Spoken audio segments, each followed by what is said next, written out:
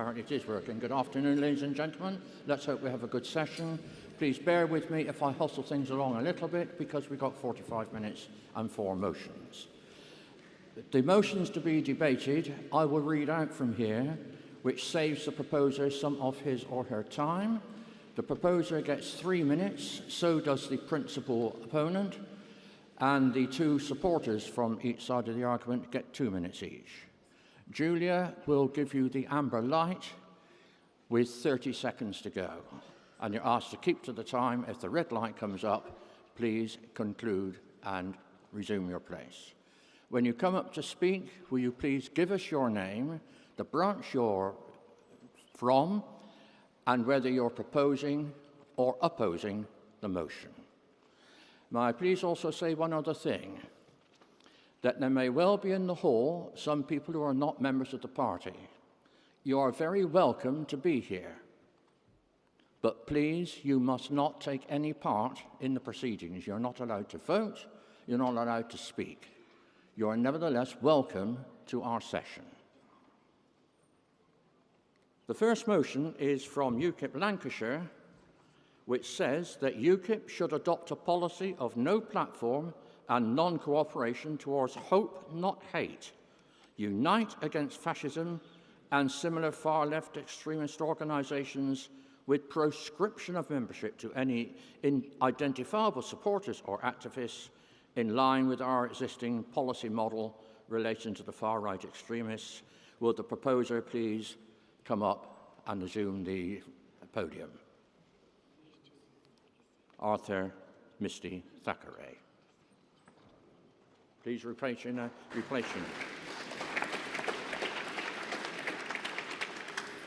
Okay, thank you, Derek. Good afternoon, conference. My name is Arthur Misty Thackeray. I'm the Scottish Vice Chairman of UKIP and also the Secretary of the Lanarkshire branch, on whose behalf I propose this motion. I'll start off the proposal of this motion by saying that I'm not generally in favour of prescription. However, I do understand that it is sometimes necessary and practical. The basis of my prescription motion on this occasion is that extremism is extremism.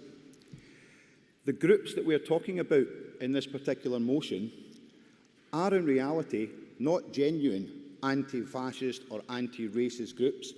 They're merely front vehicles for promoting the politically correct cultural Marxist agenda, usually on behalf of paymasters.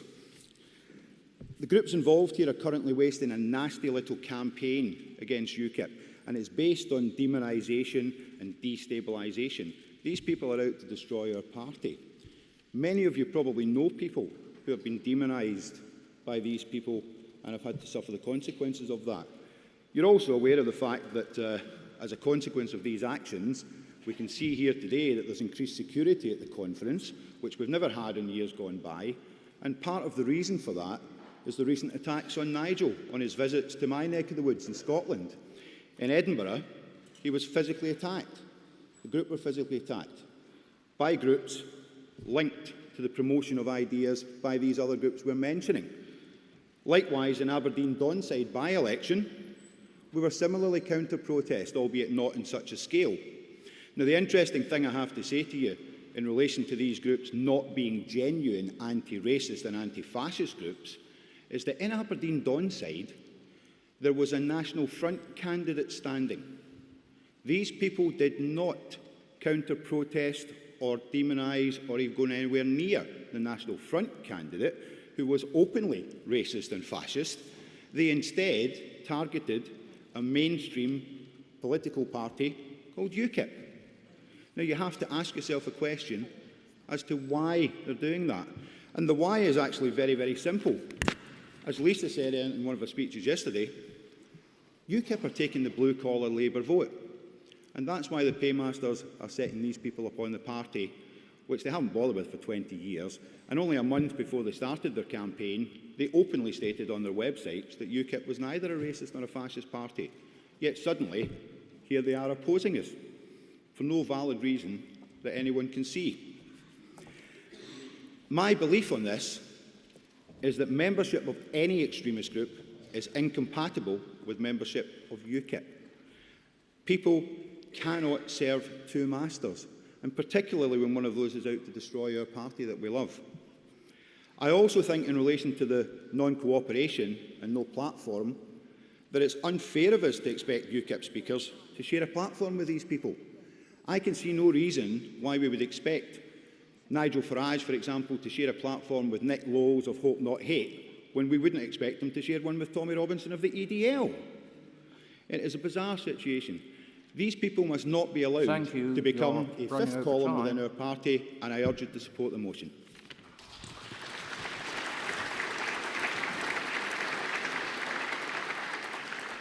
I would now like to call the principal speaker against the motion. I have 3 tickets here, 4 tickets saying they're speaking against. Sorry, 2 tickets speaking against, but I don't know which is which. So I'll just take the first I have, which is Marcus Watney, please.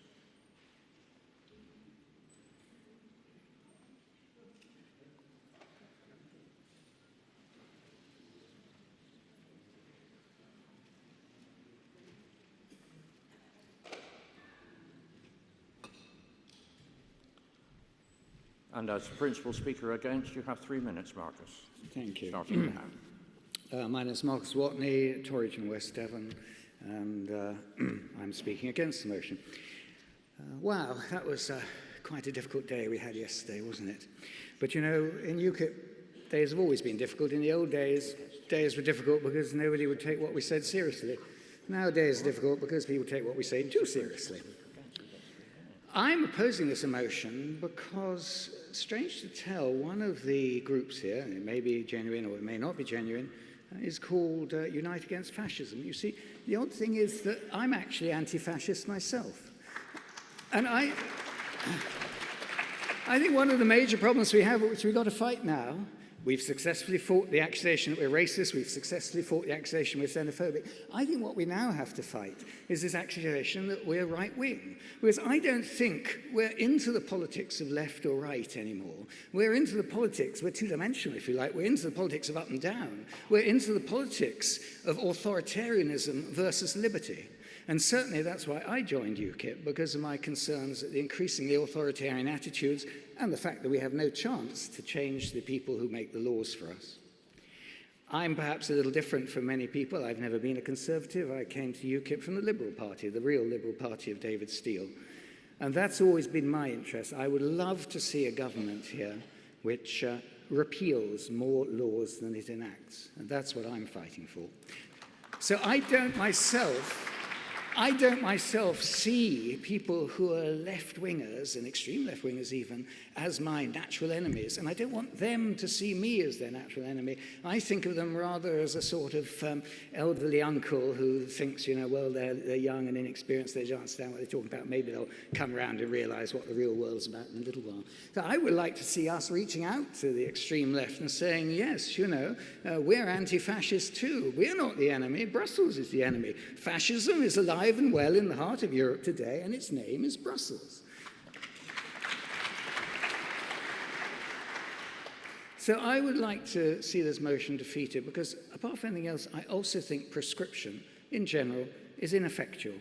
I mean, if people are going to infiltrate us, they will infiltrate us. And there are existing policies available so that if any individual member brings the party into disrepute, then he will be expelled from the party. And I think that's sufficient protection, because don't forget, the last thing we want is to get tarred by the same brush. If you start prescribing people who want to prescribe you, you fall into the same old Animal Farm situation of the men looking at the animals looking at the men and being unable to distinguish between the two.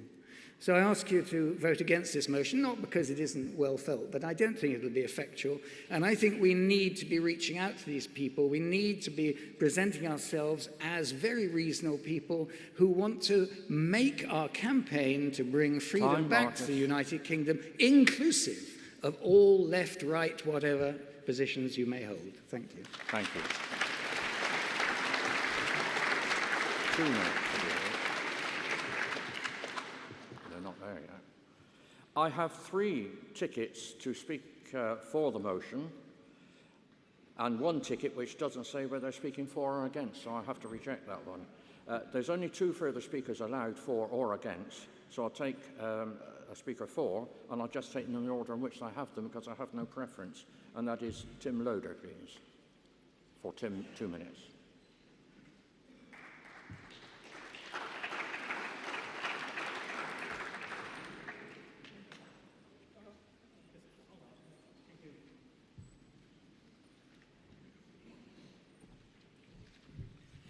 Right, okay, well, if you'll excuse me, this is the first time I've ever spoken at a conference, but I am in favour of the motion because I, first of all, got memories.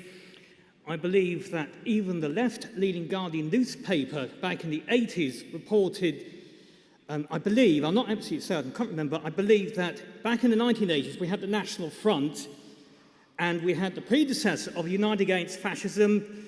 It was then known as the Anti-Nazi League, and I believe there was an editorial somewhere in even the left-leaning Guardian which suggested that if the Anti-Nazi League had their own way, it would perhaps be as much as a totalitarian regime than if the National Front had their own way. Thank you. I beg your pardon, I should have said I'm Tim Loader from Tunbridge and Malling, UKIP Constituency Association. I beg your pardon, but it's the first time I've ever spoken at a conference. Okay, that's all. Thank you. Thank you. And now the first of the support speakers for the motion, Tim Veal, please. Yes, sir. Pardon? I'm taking the next speaker for, then I should take the next speaker against. I'll alternate, so we don't have it too polarised one way. Tim, please. Oh, I beg your pardon. Bill, can't read his name, from Dudley. Bill Etheridge from Dudley, speaking for. I beg your pardon. Bill?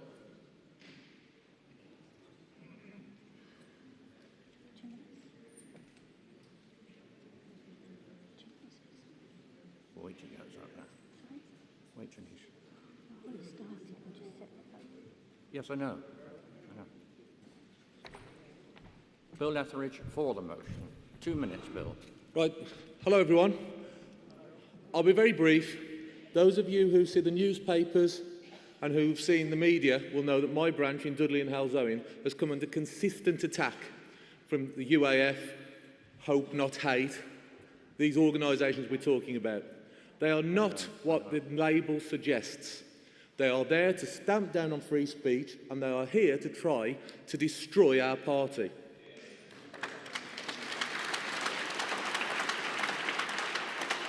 This is not a game.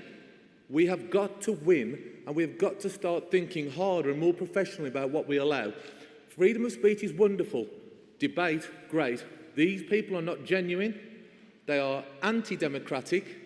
They are anti-free speech. And most importantly, they are anti-UKIP. They seek to damage us by slurring our personal reputations, by spreading lies against us.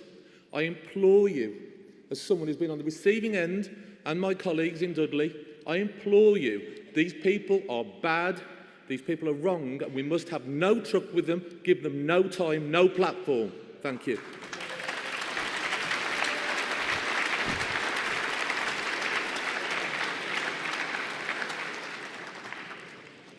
Thank you. Now the second extra speaker against the motion, Tim Veal, please.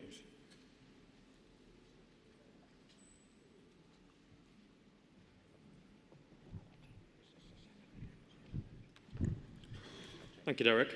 I rise to oppose this motion, not because I have anything for the Unite Against Fascism or Hope Not Hate. I rise to oppose this motion because I believe in UKIP, and I believe that UKIP can win against them in a debate. Now, what we cannot do is go for this non-platform policy, because that shows we're running scared of them. We're not running scared of them. We can beat them. We know we can. When parties decide not to engage with other parties, not to take them on in debate, like the Labour Party, Conservatives, Lib Dems do with regards to the BNP and groups like that, You know, that shows that they're, and UKIP to a degree, shows they're running scared of them. We're not running scared of them. We can beat them. We know we can. Now, I believe very strongly that we should stick to the UKIP tradition of opposing the people who are against us. We've done that with the European Union. We've done it in the European Parliament. We're not frightened to take on those who dare to destroy us and try and destroy our party. Please, please oppose this motion.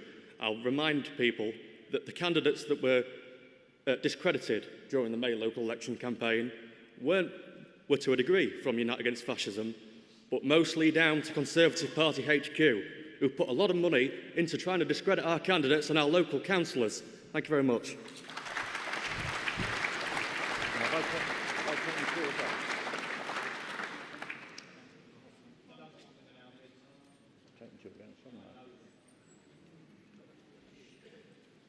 Thank you very much. Unless there's a dispute, I have taken the principal speaker for, the principal against, and 2 from each side.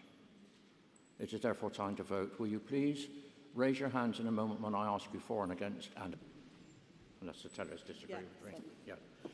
Very well. Thank you very much. 133 for, 111 against, 7 abstain. Well, with the 7 abstentions, there were 133 votes for and 111 against, so I declare the motion carried.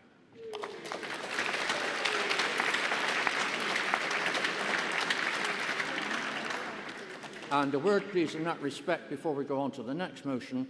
All such results will be sent by me to the NEC, who will consider these for the next amount of policy descriptions. And the stronger the vote for, or against, as the case may be, is additional ammunition for them to include or not include it in our policy package.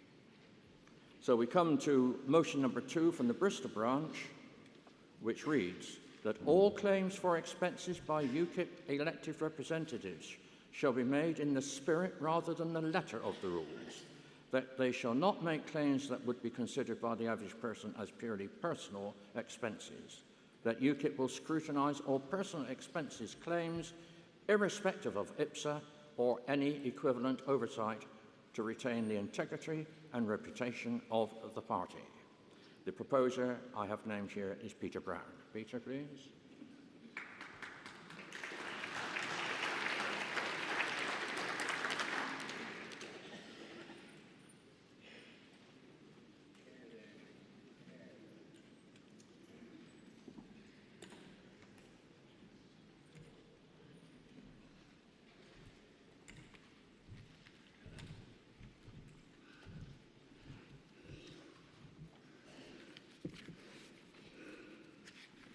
Thank you, Peter. You have 3 minutes.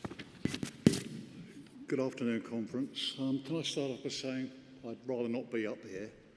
When I proposed to our branch committee this motion, I'd have probably kept my mouth shut. I'm not a public speaker, but I hope you'll bear with me if I stumble. First of all, I'd like to thank conference for allowing me to present our branch motion, but most of all, thank all of those who have made UKIP a true viable force in the country. It's given a glimmer of hope to hundreds of thousands of people that were disenfranchised voters. Until last March, I was one of those people. I had nobody to vote for in the council elections because Bristol was governed by entrenched Labour and Liberal support. Bristol only had a fledgling UKIP branch in its first set of candidates. I joined UKIP to actually stand for my local ward. Like Diane James at Eastleigh, I was truly surprised how many people came up to me in the street to tell me that they would be supporting me as a UKIP candidate, even though I knew that many in my area do not bother voting because they just don't think there's anything worthwhile in doing so, because all 3 parties are the same.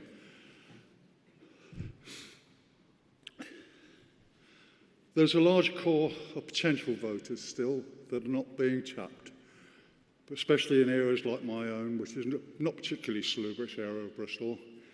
They feel that, OK, UKIP's doing wonders and might give them a chance, but they still feel that even UKIP MPs, when they were elected in 2015, may be corrupted by the sitting MPs in Parliament.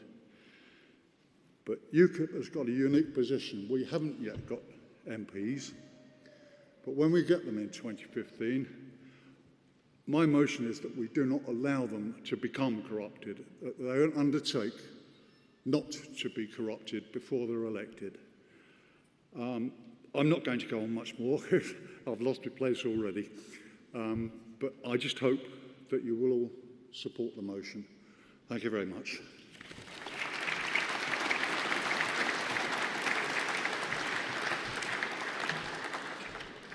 Thank you, Peter. I only have 2 tickets for speaking against. Neither of them is identified as the principal speaker against, so I should just have to take the first one that's come to me. Ah, yes, thank you. Yeah. So of those 2 tickets, the first one I come to is John Tennant, please.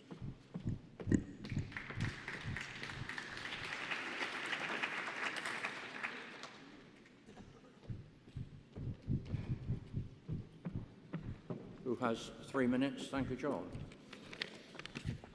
Thank you very much for giving me a chance to speak. I'm actually opposed to this motion because I strongly believe that we must learn to trust our elected representatives, from the large collection of county councillors to our MEPs.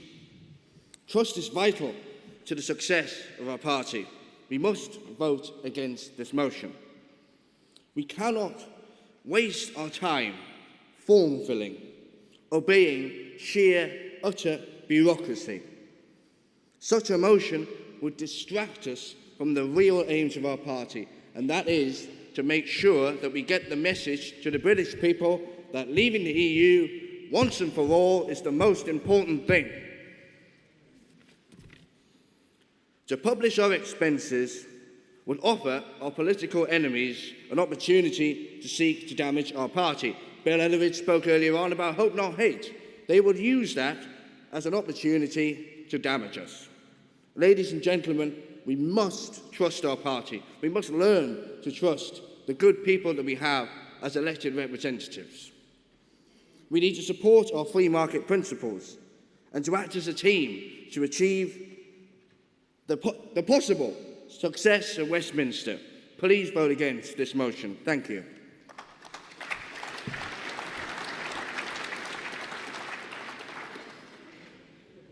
Thank you, John. And the seconder for the motion, Christine Thomas, please.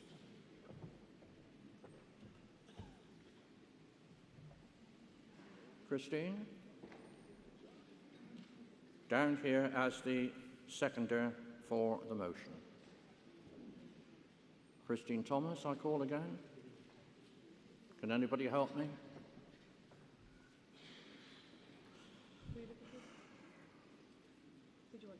Well, I have no other.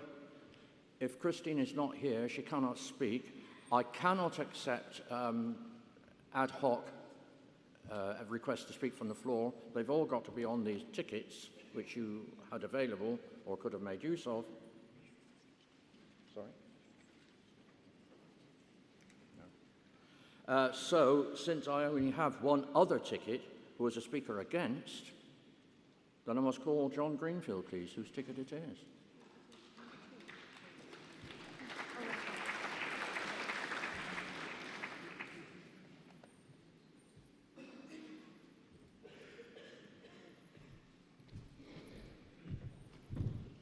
And that's 2 minutes, please, John. Thank you.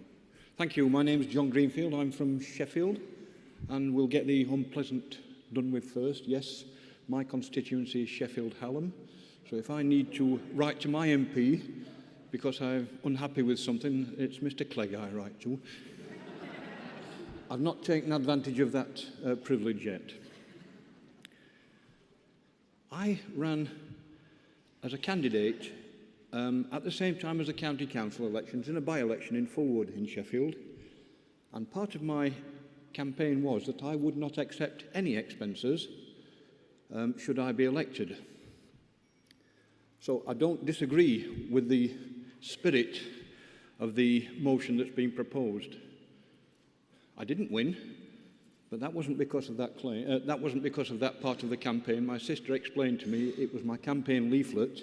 It had my picture on it. I shall know next time not to put a picture on. Yeah. Of course, we don't want to be the ones who greedily snouts in the trough claiming more expenses than we're entitled to. But as the previous John Tennant said, that's not what this party is about. We should have candidates, and the people I've mixed with here at this conference are people who are not interested in their own benefit, but they want to do something for the good of the country. And I trust them to do the right thing when claiming expenses. And if we talk about living the spirit of the law, what's that? Everyone's definition of the spirit of the law will be different, and we'll spend lots of time discussing what that is. If the law's not right, or if the rules aren't right, let's change them. But let's get on with the more serious business of getting UKIP in a position of power where we can take back the government of our own country, by our own people, for our own people. And we'll not do it by wasting time Thank you, John.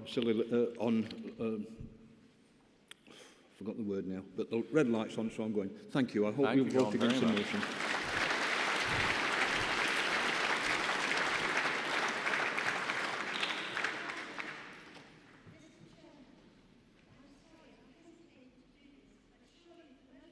I'm sorry, I can't hear you.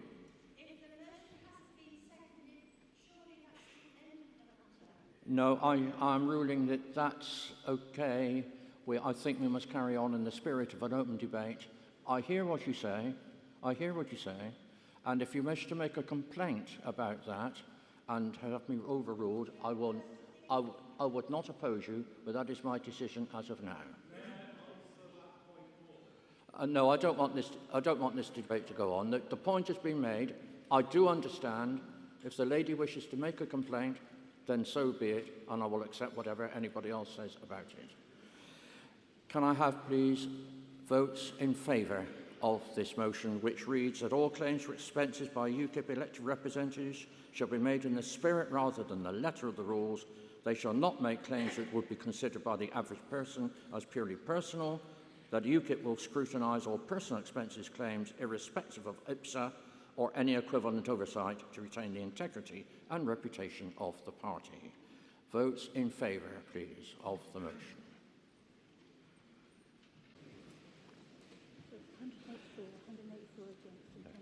So there are 21 abstentions, but 108 for the motion, 184 against the motion. So the motion is, in fact, defeated.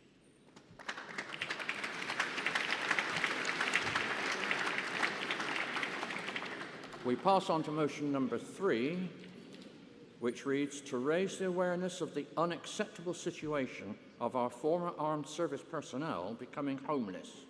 UKIP should show leadership and raise this situation to the government and the country and force whichever government wins the next election to take action on this. Our proposer is Ted Strike. Ted, please.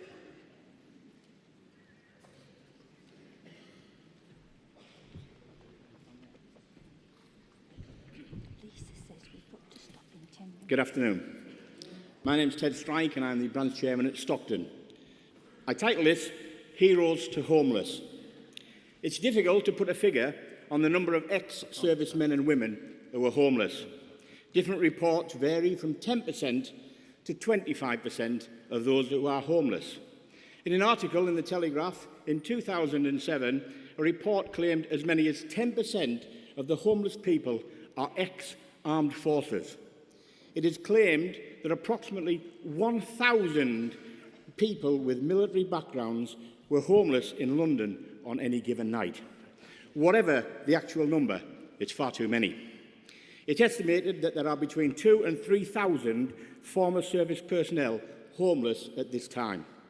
In an annual report of one charity in 2010-11, which works with former armed service personnel, it reported that it had 1,128 referrals to its accommodation advice centre, which equates to approximately 6% of the outflow of the armed forces who left the forces. During the term of this coalition government, tens of thousands are being made redundant. This is going to result in a further 2,500 more homeless ex-service personnel. Is this the way to treat our brave men and women who have put their lives on the line on many occasions to ensure the safety of the United Kingdom? They have faithfully and obediently went into war zones, risking their lives, only to become homeless because the system is not good enough. I accept that the servicemen and women receive plenty of training in an attempt to reintegrate them into the civilian life. The MOD spends vast amounts of money, and rightly so. It still results, however, in those leaving the forces being 6% becoming homeless. There are many charities who work with former service personnel. They do admirable work. The massive support for Help the Heroes shows how much the people of Great Britain and Northern Ireland appreciate and support these men and women. But the welfare of these men and women should not be down to charities, as good as those charities are. I believe... Thank you.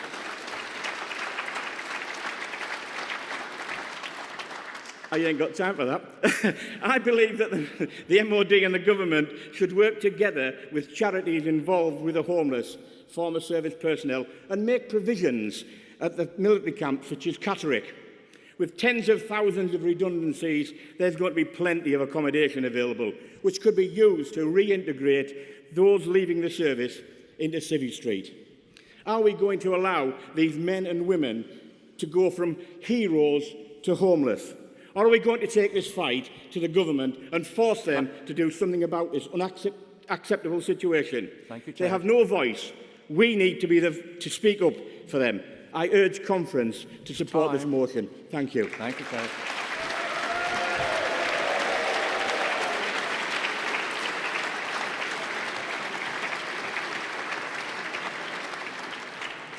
Thank you, Ted. For this motion, I have received only one of the authorised tickets. I cannot take pieces of paper of all sorts of colours and that kind of thing, not that that applied to this. I can only accept those on the official forms, and I have none to speak against, and therefore I don't have a principle against speaking.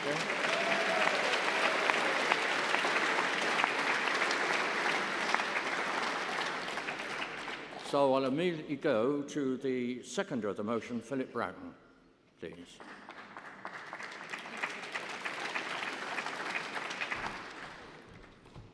Two minutes, Philip. Good afternoon, Conference. Conference, defence of the realm is the most important duty of government. Conference, I urge you to support this motion and show the British people that our first priority is our brave heroes. Our armed forces are the best and most professionally trained fighting force in the world. They are the bravest and best of British. The number of heroes, as Ted has rightly said, that are homeless is a scandal, and we need to put it right. This government's priority is wasting £11 billion of our taxpayers' money on foreign aid that hardly anyone in the country supports.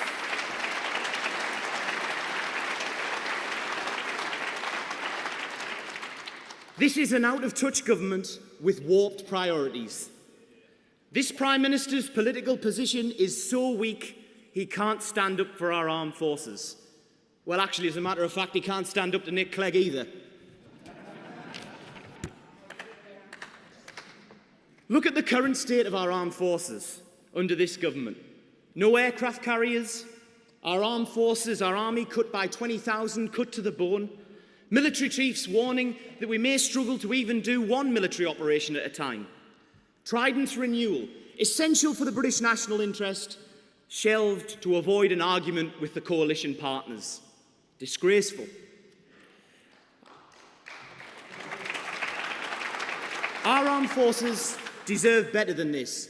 The Lib-Lab-Con alliance have proved they can't be trusted with Britain's defence.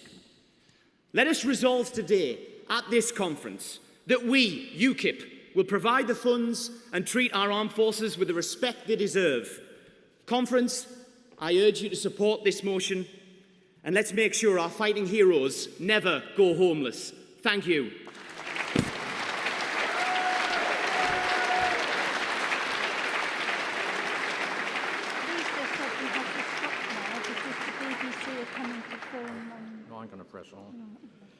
Michael. Thank you very much. We only have the one other speaker for the motion. Melanie Hurst, please.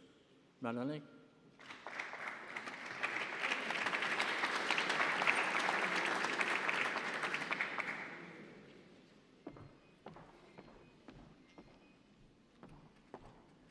Good afternoon. Heroes to homeless.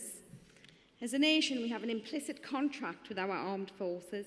They protect us, and in return, we make sure they are safe and secure if they are injured in service or when they retire. However, successive governments have broken that contract. The time has come to redress the balance. We should, as a matter of honour, guarantee every serviceman and woman at the end of their service a house in their hometown. The treatment of our armed forces is an absolute disgrace and a stain on our nation's character. We must address this as soon as possible. UKIP must pledge to fulfil this contract and give the same support to our heroes as they do us. It is as simple as that. The UK needs our military and they never fail us when called upon. We must not fail them when they need us. A UKIP government must restore the balance and show some love and respect for our servicemen and women that they show our nation. Ladies and gentlemen, they give their lives for us. Should we not give them a safe and secure home in return?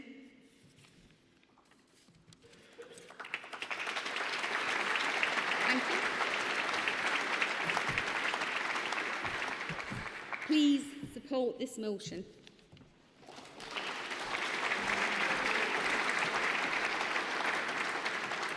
Thank you. Thank you, Melanie. We have no other speakers to this motion. So will those in favour of the motion to raise the awareness of the unacceptable situation of our former armed service personnel becoming homeless, UKIP should show leadership and raise this situation to the government and the country and force whichever government wins the next election to take action on this. All those in favour, if you please. Thank you. I think I've seen enough. But all those against, please. 1, 2. Could I see any more against, please? Perfectly entitled to vote against. Just the one. And those who wish to abstain, please.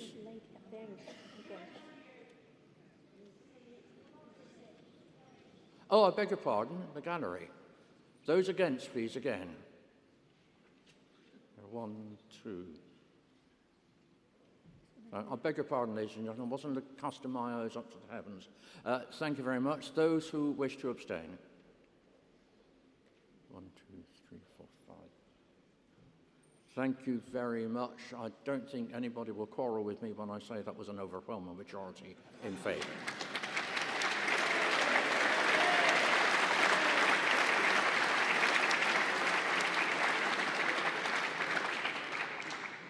And the last of our motions, number 4, UKIP supports fracking, provided a comprehensive independent inspectorate is appointed, similar to the former Nuclear Installations Inspectorate, NII, to oversee all design, construction, operation and rehabilitation of the biosphere.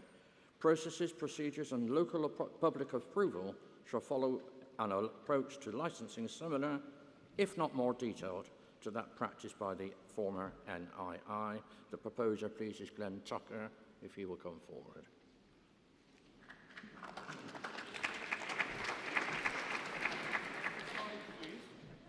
Three minutes, Glenn, please.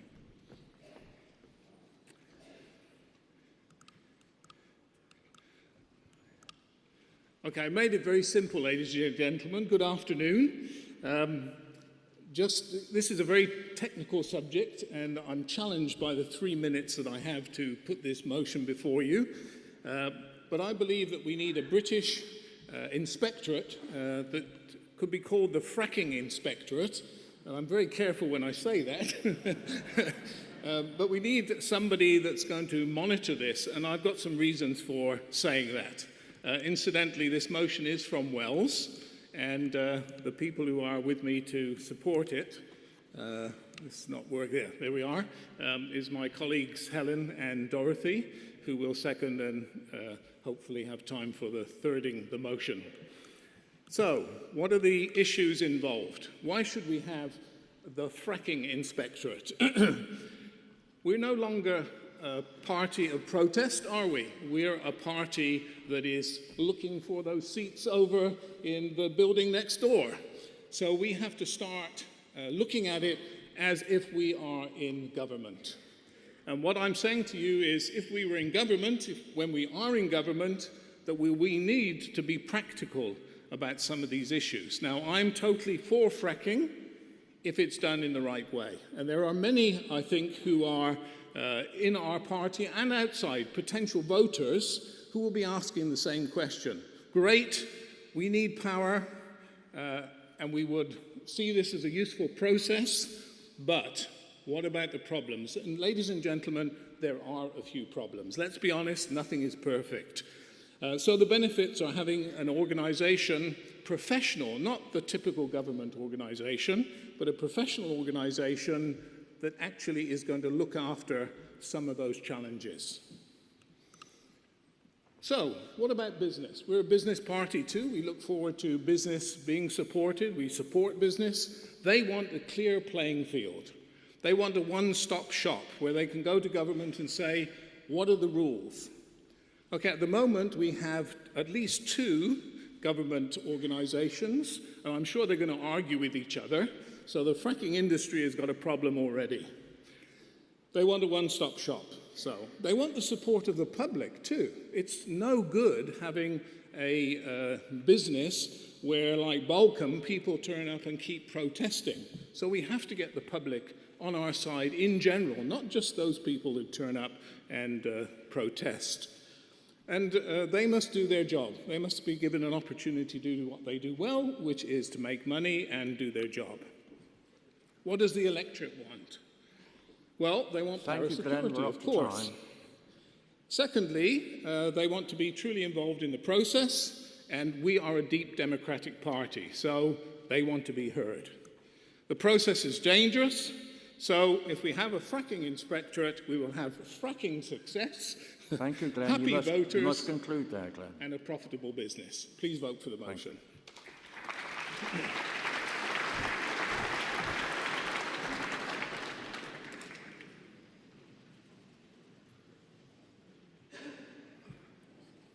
Now, once again, I have an insufficient number of tickets.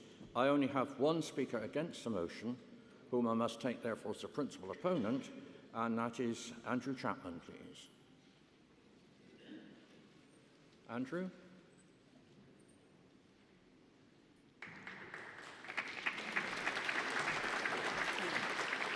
And as the principal opponent, he gets 3 minutes. Good afternoon. Andrew Chapman, Ludlow in South Shropshire. That's good because I've only got a speech that's 2 minutes long. I chose to speak against this motion with some equivocation, ladies and gentlemen. I would rather amend it than oppose it. We are all of us concerned about the safety and non-contamination element of this new technology. But we have to be realistic about our energy options, and we have to find a safe way forward rather than simply expressing caution. Roger Hellman assured us yesterday that fracking is safe. He is our energy spokesman, and we in UKIP believe his assurances, I hope. But I accept it is not you and I whose reservations must be satisfied. The people who must be convinced are those in the area affected by the particular proposal being put forward. And the motion from Wells tries to address that, but by asking for a quango to be set up. And I don't believe that that is the way forward. Such a body, whatever its brief, would never carry credibility enough to satisfy the people whose land is to be dug up. Chairman, it is UKIP's policy to involve the people. This particular technology is a wonderful example of how we can do that. Involve the people directly affected and encourage them to develop a sense of responsibility and authority within their area. not for elected or unelected representatives to make recommendations to them on their behalf.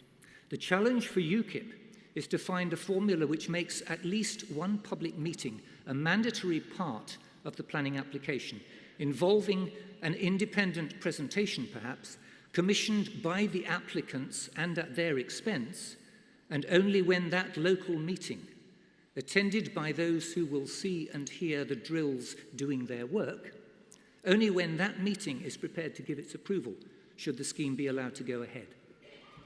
Finding that formula is our challenge, please, not another quango. And I'm sure that UKIP can rise to that challenge. And together, if we do that, as we are bound to do, we will all enjoy the success. I may be on my own, but I urge you to vote against for that reason. We want to put in place policies that will encourage the people directly, not put an unelected representation in place instead. Thank you very much.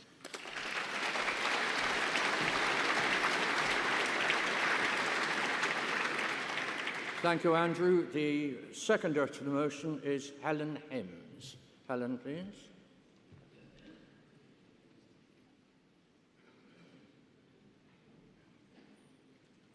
You have 2 minutes, Helen.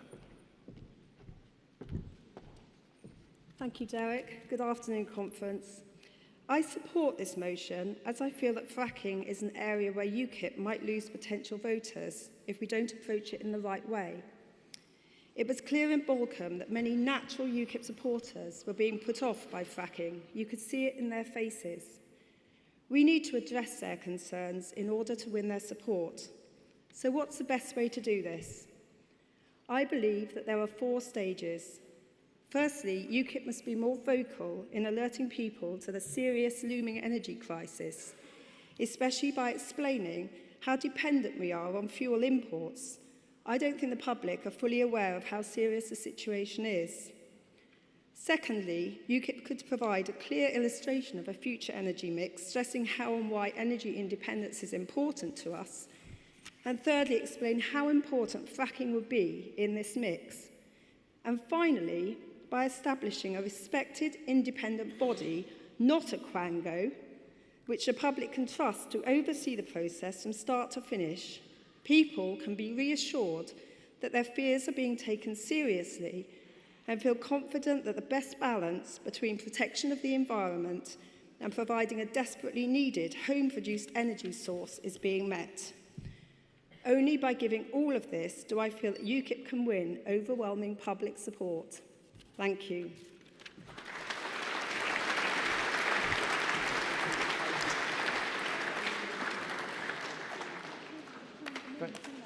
I can't accept anything now. I can't take anything now. Thank you, Helen. We only have 2 valid tickets for the remaining speakers, and both of those are for. I'll call Dorothy Barker first. Sorry, Baker. Dorothy Baker first, please. Speaking for.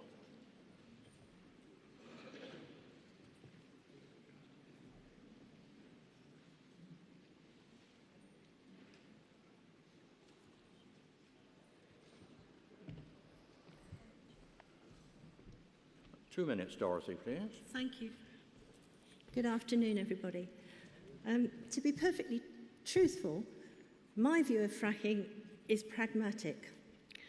Those of us who have little or no knowledge of the term, or even those with no appreciation of the effects fracking could have on areas of natural beauty, may not give much, if any, thought to the deeper questions, unlike those who are better informed.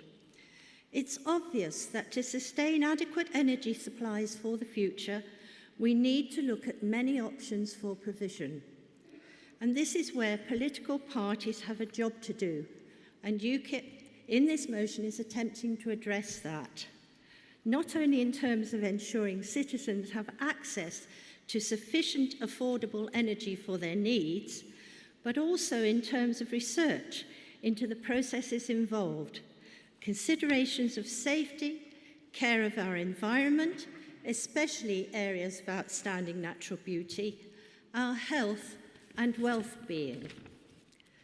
I support this motion with its emphasis on UKIP's stated way forward, licensing, and the appointment of an independent inspectorate, not a quango, as Helen said, to oversee all design, public consultation and approval, construction, operation, and rehabilitation of the biosphere.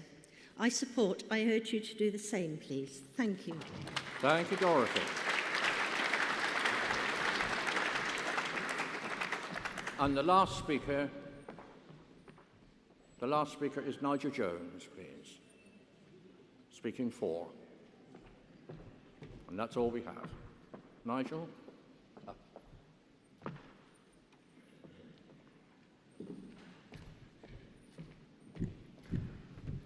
Good afternoon, ladies and gentlemen. 2 minutes, Nigel. I'm from Lewis branch, UKIP.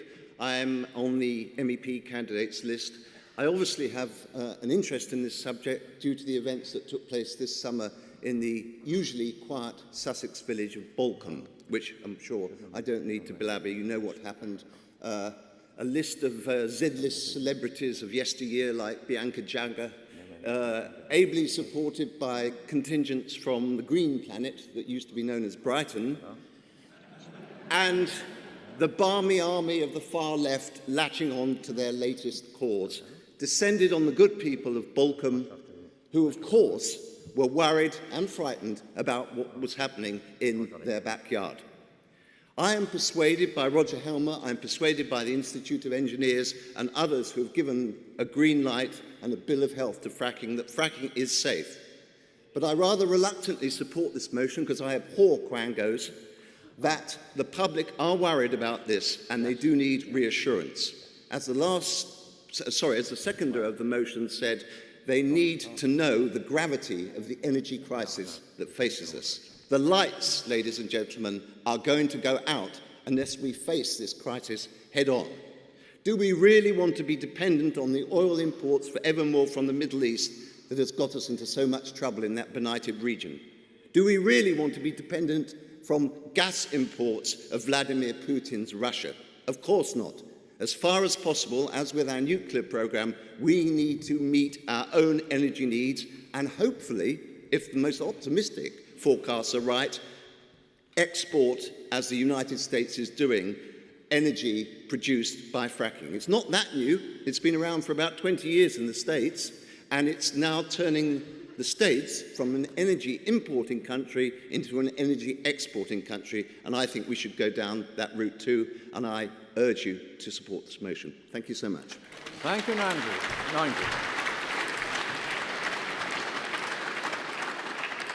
That concludes the speakers for and against, such as the against were.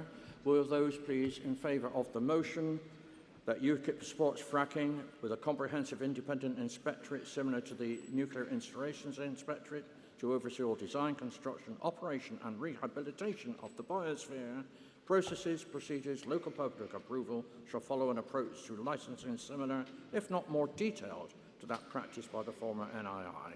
Those in favour of the motion, please.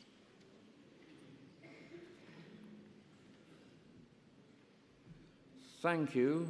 Please put your cards down. Those against the motion.